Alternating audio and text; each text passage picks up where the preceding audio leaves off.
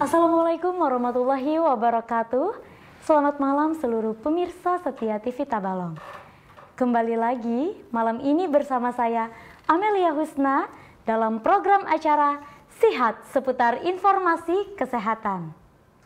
Di sini kita akan membahas berbagai macam penyakit yang sering terjadi di kalangan masyarakat. Baik itu penyakit berbahaya ataupun tidak berbahaya, baik itu penyakit menular maupun tidak menular. Dan tema kita pada malam hari ini adalah tentang anak berkebutuhan khusus. Tentu sering Anda temui ya dalam kehidupan sehari-hari. Tapi sebelumnya, Amel di sini mau menyapa dulu teman-teman yang hadir dari Sekolah Tinggi Ilmu Administrasi Tabalong. Halo semuanya. Halo. Oke, boleh dong minta tepuk tangan semangat dari teman-teman semua.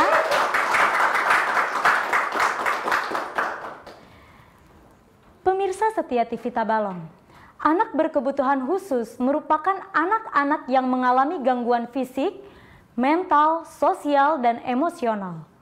Gangguan ini biasanya sudah terdeteksi pada masa kehamilan hingga usia dini tumbuh kembang. Di Indonesia, dengan populasi terbesar keempat di dunia, jumlah anak berkebutuhan khusus ternyata cukup banyak. Berdasarkan data dari Badan Pusat Statistik, jumlah anak berkebutuhan khusus di Indonesia mencapai angka 1,6 juta anak. Sedangkan PBB memperkirakan bahwa paling sedikit ada 10% anak usia sekolah yang memiliki kebutuhan khusus. Di Indonesia sendiri, jumlah anak usia sekolah yaitu 5-14 tahun ada sekitar 42,8 juta jiwa. Jika mengikuti perkiraan tersebut, maka diperkirakan ada kurang lebih 4,2 juta anak Indonesia yang berkebutuhan khusus.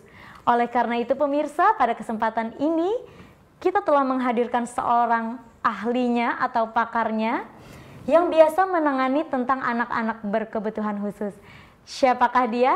Mari kita berkenalan dulu yuk. Oke, selamat malam. Halo, assalamualaikum. Waalaikumsalam. Gimana Mbak kabarnya? Alhamdulillah baik. Alhamdulillah baik. Iya. Kalau boleh nih Mbak, kita berkenalan dulu ya. Boleh. Kan kata orang nggak kenal maka tak sayang. Oke.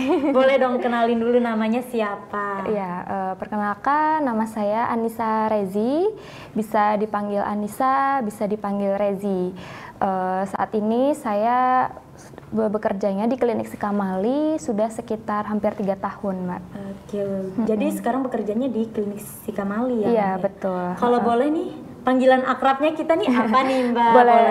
Kakak atau Mbak boleh? Boleh, panggil aja Mbak. Oke Mbak, oke Iya. Mbak Rezi ya? Zizi. Ya. Oh Zizi Iya. lebih sering Akrabnya, disapanya iya. ya. Oke. Mbak Zizi kalau boleh tahu tentang anak-anak berkebutuhan khusus itu di Tabalong sebanyak apa sih? Oke, berdasarkan praktek pengalaman saya, ternyata jumlahnya cukup banyak kalau di daerah Tabalong gitu. Tetapi itu pun sebenarnya belum semuanya konsultasi gitu ya, jadi masih sebagian kecil saja. Sebagian kecil Betul. saja. Dan itu pun tapi jumlahnya sudah cukup banyak, tetapi saya yakin sebenarnya jumlahnya Masih lebih banyak lagi ya, Mbak ya? betul. Anak berkebutuhan khusus itu apa sih sebenarnya Mbak Zizi? Oke, sebenarnya anak berkebutuhan khusus itu seperti yang sudah Mbak Amel sebutkan tadi ya, mereka memiliki kelainan secara fisik maupun mental. Oleh karena itu mereka membutuhkan bantuan khusus gitu. Nah, jenisnya ini banyak. Kalau di Indonesia dibaginya menjadi yang pertama ada tunanetra, yaitu kelainan gangguan penglihatan ya. Oke, itu dibagi 3 ya Mbak ya? Tunanetra terus? Lalu ada juga tunarungu dan tunawicara, gangguan pendengaran dan gangguan bicara. Lalu juga ada tunagrahita. Kalau tunagrahita ini dia kelainan secara kognitif, jadi disabilitas intelektual. Lalu berikutnya ada tunadaksa. Kalau tunadaksa itu lebih ke fisik.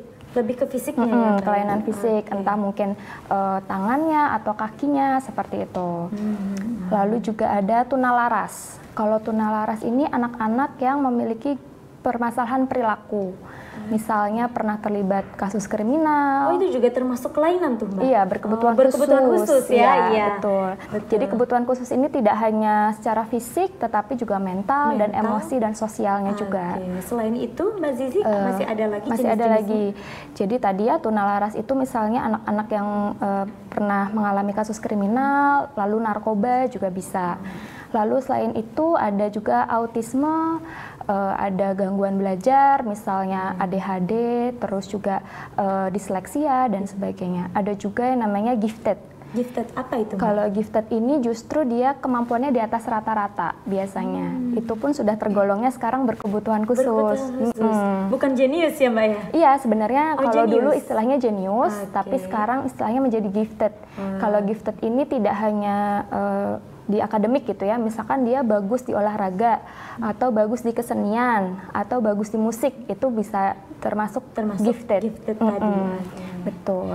Selama Mbak Zizi melakukan praktek, terus konsultasi dari orang-orang yang anak-anak berkebutuhan khusus, yang paling banyak ditemui itu masalah seperti apa ya Mbak Zizi? Oke, kalau di Tabalong cukup banyak ternyata tunagrahita. Oh, tunagrahita. Betul. Jadi gangguan secara disabilitas intelektual gitu ya, itu cukup banyak. Tetapi mungkin guru atau orang tua itu mengenalinya ini anaknya tidak bisa mengikuti pelajaran di sekolah, atau kalau diberi instruksi kok nggak paham-paham. Atau bahkan terkadang karena anaknya ini tidak paham instruksi, jadi dianggap oleh orang tua atau guru ini anaknya nakal gitu. Padahal sebenarnya mereka ini berkebutuhan khusus. Selain itu juga ada juga yang autisme juga cukup banyak di Tabalong. Di Tabalong cukup banyak gitu. Oke. Kalau penanganannya sendiri berarti mereka ini memiliki penanganan yang berbeda ya Mbak Zizi ya? Betul. Penanganannya tentunya khusus juga ya, karena mereka ini berkebutuhan khusus secara kurikulum, secara kehidupan sehari-hari juga pasti penanganannya berbeda. Iya. Kalau di tempat praktek Mbak Zizi, itu apakah memang khusus menangani mereka Mbak, atau masih banyak lagi kayak misalnya membantu, biasanya kalau orang tes kerja gitu ya Mbak ya, tentang psikologis mereka juga, apakah itu berpengaruh? Oke, kalau di tempat saya sebenarnya bisa juga mulai dari gangguan anak-anak sampai dewasa. Kalau di saya tetapi lebih ke diagnosisnya gitu ya.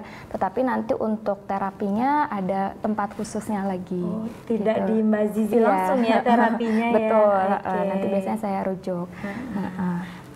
Ngomong-ngomong nih Mbak, contoh yang terbanyak tadi adalah autisme. Biasanya ciri-ciri anak autisme ini gimana sih Mbak? Oke, jadi sebenarnya kan tadi ya anak berkebutuhan khusus ini banyak jenisnya. Nah, kali ini yang akan saya bahas, yang akan kita kupas lebih dalam tentang 3 ya, tentang autisme, ADHD, dan juga tunagrahita. Oke, bentar nih Mbak, sebelum dilanjutin. ADHD, apa tuh Mbak? ADHD itu adalah Attention Deficit and Hyperactive Disorder. Kalau bahasa Indonesianya gangguan pemusatan perhatian dan hiperaktivitas. Oh, hiperaktif ya Mbak ya. Sering biasanya anak-anak kita seringnya nyebutnya hiperaktif gitu. Hiperaktif. Nah, hiperaktif itu apakah terjadi cuman anak-anak Mbak, atau sebenarnya orang dewasa juga ada? Oh, bisa juga, karena memang gangguan-gangguan yang tadi saya sebutkan ini sifatnya seumur hidup, begitu. Sifatnya pervasif, kita tidak bisa disembuhkan karena mereka ini gangguannya termasuk neurodevelopmental gitu ya. Jadi di situ adalah gangguan di otaknya. Sehingga menyebabkan fungsi kognitifnya, fungsi emosi atau fungsi sosialnya ini berbeda dari anak-anak yang lainnya. Makanya sifatnya kita tidak bisa menyembuhkan, jadi seumur hidup. Oh, jadi seumur hidup. Jadi cuman terapi itu hanya membantu ya Mbak ya? Yang bisa dilakukan adalah kita memaksimalkan potensi mereka. Sehingga mereka bisa kehidupan sehari-harinya bisa lebih baik gitu. Jadi tadi ada autisme, terus ADHD ya Mbak yang baru dijelaskan, terus yang ketiga ada tunagrahita. Kalau di Tabalong sendiri banyak Mbak yang mengalami tunagrahita, itu di kalangan apa yang lebih banyaknya? Mungkin tingkatannya? Biasanya sih anak-anak ya, tetapi baru terdeteksinya biasanya ketika mereka sudah SD gitu. Jadi seperti tadi yang saya sebutkan, kalau sama orang tua atau gurunya nih dirasa kok anaknya susah ya mengikuti pelajaran gitu, atau diberi instruksi mereka tidak paham. Akhirnya dirujuk lalu dilakukan tes, ternyata hasilnya memang kemampuannya ini di bawah rata-rata. Tapi baru ketahuan waktu sudah SD. Betul. Kira-kira Mbak kalau sebelum SD sebenarnya udah bisa ketahuan atau memang belum sih Mbak, atau orang-orang di sekitarnya yang tidak peka? Oke. Jadi untuk yang tunagrahita dulu ya, biasanya tunagrahita ini diawalinya dari ciri-cirinya biasanya ada keterlambatan perkembangan gitu, mulai dari jalannya, dari bicaranya, itu biasanya mereka terlambat. Karena kan sewajarnya anak usia 2 tahun itu sudah banyak ya bicaranya. Tetapi anak dengan tunagrahita biasanya usia 2 tahun pun kosakatanya masih terbatas. Nah, ini biasanya kalau sudah seperti ini sudah tanda-tanda nih. Tanda-tanda ya. Perlu segera dikonsultasikan ke ahlinya gitu. Nah, seiring perjalanan waktu kan biasanya melalui TK gitu ya atau PAUD. Di situ juga harusnya sudah mulai observasi guru maupun orang tuanya, apakah anak ini bisa mengikuti pelajaran atau tidak. Ketika diberi instruksi, apakah dia langsung paham atau perlu diulang beberapa kali dan sebagainya gitu. Jadi tunagrahita ini kalau di tes IQ dia di bawah 70, Mbak. Oh, di bawah 70. Iya. Kalau orang normal rata-rata biasa berapa, Mbak? Jadi kategorinya itu kalau tes inteligensi kita ada superior, di atas rata-rata, di bawah rata-rata, borderline, baru tunagrahita. Oh, jadi yang paling bawah. Kalau mungkin dulu istilahnya itu mental retardasi gitu. Kalau sekarang kita lebih menyebutnya ke disabilitas intelektual. Dan itu dicirikan selain secara kognitif dia di bawah rata-rata, juga terganggu nih dia kegiatan sehari-harinya. Misalnya kemandiriannya. Kalau anak usia 5 tahun, mungkin anak pada umumnya dia sudah bisa makan sendiri atau mandi, membersihkan diri. Betul. Nah, anak yang tunagrahita biasanya masih perlu dibantu. Masih perlu dibantu orang tuanya. Karena untuk menerima instruksi pun dia agak sulit gitu. Jadi masih sangat membutuhkan dukungan dari orang sekitarnya kalau tunagrahita. Kalau tunagrahita. Betul. Banyak ya Mbak ya ditemukan di Tabalong sendiri. Iya, cukup banyak. Tapi untuk terapi mereka sendiri Mbak, apakah itu dilakukan secara rutin? Sebaiknya iya, karena memang sifatnya ini kan seumur hidup, jadi juga kita perlu lihat ini kebutuhan anaknya apa. Biasanya untuk terapinya ini ada 2, bisa terapi perilaku, bisa terapi okupasi. Gitu. Kalau terapi perilaku ini ya lebih ke perilaku sehari-hari gitu ya. Pengarahan untuk dia ya Mbak? Iya, misalkan bagaimana berkomunikasi dengan orang lain gitu, sosialnya gitu. Lalu terapi okupasi lebih ke fisiknya biasanya. Kemudian Mbak, selain tunagrahita tadi, kita kembali lagi ke autisme nih Mbak, yang banyak sih saya temui memang di lingkungan kita juga anak-anak autisme. Itu kan mungkin mereka dari segi fisik biasa berbeda, mungkin apa ya, mungkin ada tanda di wajahnya rada berbeda gitu Mbak. Itu dinamakan dengan apa? Kalau autisme sebenarnya secara fisik kita tidak ada perbedaan, sama saja gitu ya, anak-anaknya sama. Tetapi ciri yang pertama adalah kalau autisme ini mereka ada gangguan secara sosial. Jadi biasanya agak sulit kita untuk ajak komunikasi. Kalau bahasa mudahnya, kalau diajak ngobrol nih dia nggak nyambung gitu, asik dengan dunianya sendiri gitu. Nah, yang kedua juga ada gangguan secara emosi.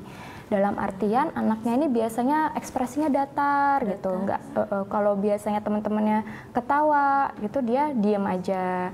Terus juga kalau nggak ada apa-apa justru sebaliknya dia kadang malah ketawa sendiri. Malah ketawa sendiri gitu.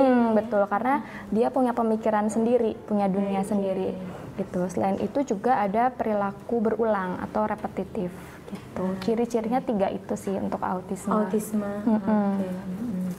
Untuk yang ADHD tadi, ciri-cirinya selain apa aja tadi Mbak? Kalau ADHD itu cirinya adalah dia gangguan fokus. Gangguan fokus dia ya? Dia jadi mudah sekali fokusnya ini teralihkan. Lalu yang kedua hiperaktif, dan yang ketiga ini impulsif gitu. Apa itu Mbak impulsif? Impulsif ini dia tidak berpikir panjang. Jadi kalau anak-anak biasanya ada jalan rame dia langsung nyebrang gitu aja, nggak mikir dulu, nggak lihat dulu kanan kiri gitu. Jadi saking aktifnya anaknya langsung ya. Atau juga misalkan dia ada di tempat yang tinggi, karena tidak berpikir panjang dia langsung loncat aja tanpa berpikir panjang tanpa berpikir panjang, aduh nanti dia akan jatuh atau sakit gitu. Dia tidak memikirkan itu. Oke Mbak Zizi, kita simpan dulu informasinya karena kita akan break. Pemirsa jangan kemana-mana karena masih banyak informasi-informasi menarik setelah pariwara yang berikut ini. Tetap di Sihat seputar informasi kesehatan.